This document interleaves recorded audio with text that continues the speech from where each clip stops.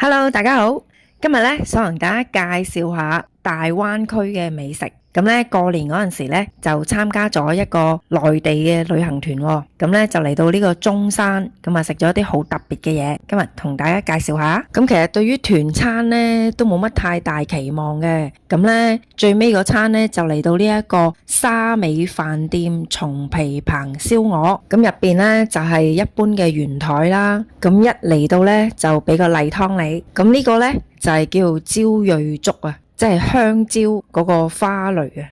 咁原來咧係呢個地區咧一個好特別嘅菜式嚟嘅喎。咁個粥咧真係幾好食嘅。咁啊會建議大家除咗燒鵝之外咧，就可以試下呢個啊。咁再嚟咧就係沙薑雞。咁國內嘅雞當然係好食啦。咁跟住咧就係呢個煎豬扒。咁跟住咧就嚟咗一個菜心，好似係炒鯪魚球。咁跟住呢，就一個炸蝦餅，咁再嚟呢，就係鵝腸啊。咁啊，大家有冇發覺佢啲鵝腸呢，全部呢都起晒啲肥膏噶，所以呢，呢個菜呢都好受歡迎噶。再嚟呢，就係燒茄子，跟住呢，就係呢個清蒸嘅魚啦。但係呢個好得意嘅喎，個魚嗰陣時呢側邊呢係有啲腸粉嘅喎。咁最後當然唔少得呢個荔枝柴燒鵝啦。咁啊都係真係好好味噶，啖啖肉。咁如果大家有機會可以去試下，呢個真係唔錯噶。OK，今日介紹到呢度啊，多謝大家按讚、分享、訂閱，歡迎大家打賞，拜拜。